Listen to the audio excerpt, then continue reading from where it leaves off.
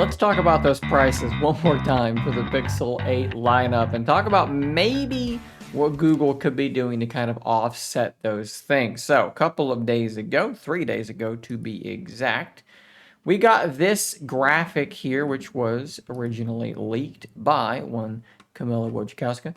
And this seems to be quite official, and it also seems to show that the Pixel 8 will be going up in price by about $100, but the Pixel 8 Pro will be remaining at $899.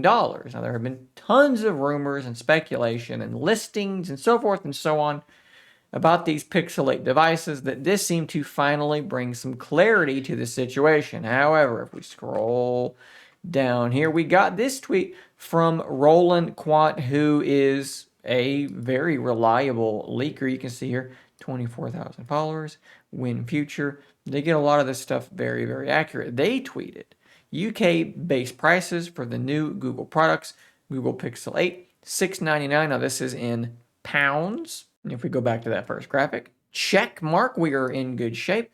Pixel 8 Pro, 999 pounds.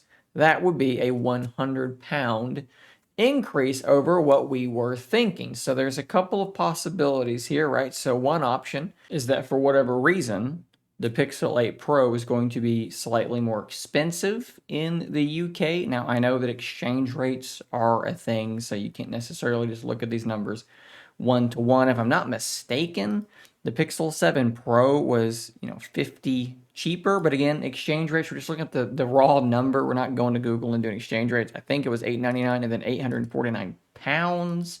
But again, if we're $899 and 999 pounds, maybe that's just what's happening. Maybe that's just the reality. That's option number one. But we also had another report from 9 to 5 Google where they said they had retailers saying it was $999.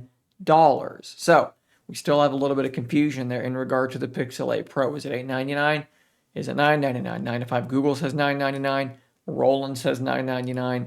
This very official looking graphic says $899. So again, that's where we are in regard to the pricing. So what might Google be doing to kind of offset these prices a little bit? Well, let's also look here. The Pixel Watch, 349 pounds, which is, I believe, what it launched for last year as well. Roland also had this tweet, the Pixel 8 bundles. This is what you should be expecting if you purchase a Pixel 8 or a Pixel 8 Pro. For the standard 8, looks like you're going to be getting the Pixel Buds. I believe those are the Pros. Those look like my Pros. That's what I'm going to assume. These are very, very good earbuds.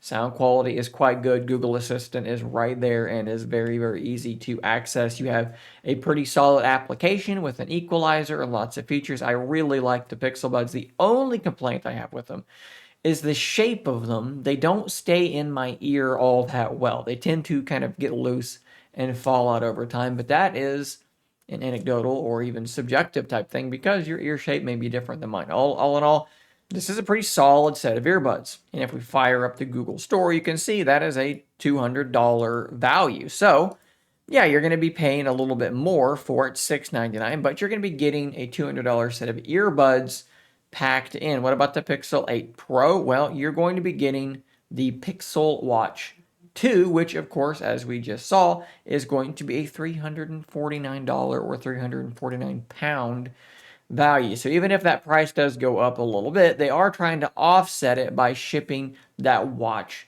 with it. And honestly, if I'm jumping into the Pixel ecosystem, I might want that watch too. I'm buying the Pixel 8 Pro. I'm getting that watch along with it. I'm probably pretty happy with that bundle, especially knowing that the Pixel Watch is pretty good. It's been my daily driver watch for the last few months, and I've been really quite happy with it. And the Pixel Watch 2 is going to be packing in some decent improvements. It's got the newer system on a chip. It's a much newer processor, right? Like many, many years newer. The W5, Google's got their own co-processor in there. This thing should be way faster than it was before. You're going to finally get automatic workout tracking, which is really, really good. New sensors to add temperature tracking, which may or may not work in your country. But still, really, the only thing for me that I don't think they've improved enough is going to be the charging speed and the overall battery life. I want to be getting two days of battery out of this thing, whereas I think we're probably going to be getting between 24 and 36 hours. Not quite what I would like to see. But all in all, I think it's going to be a very, very solid watch, and you're going to be getting it packed in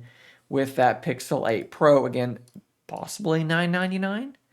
Maybe it's $899. If it's $899 with a Pixel Watch 2, man, that is absolutely fantastic. And at that point, you have to wonder, like, how much money is Google making on this by selling this Pixel Watch? I mean, when you talk about them packing in the Pixel Watch 1 with the Pixel Fold, that's an $1,800 tablet phone thing.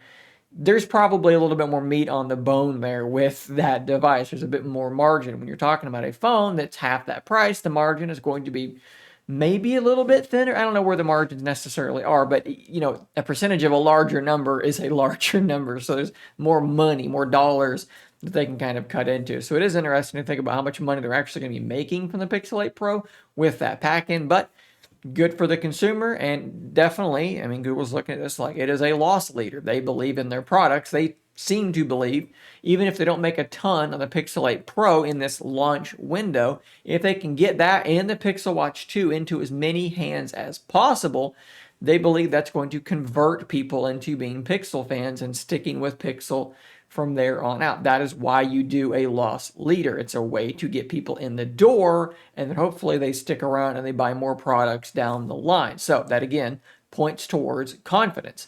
Samsung does the exact same thing all the time. This is not necessarily a new tactic, and loss leaders in general are very, very common practices. Of course, companies like Apple don't need to do that. They don't need to give you anything. They can charge you full price for everything because they're Apple, and they're just absolutely dominant in that way. But at any rate, guys, that's kind of where we are. Those are the latest bits of information. I think both of those things are fairly exciting. If you're going to go with the cheaper Pixel 8 Standard, you're going to get a really, really nice set of earbuds. If you go with the Pro, you're going to get what I believe to be a really, really solid watch.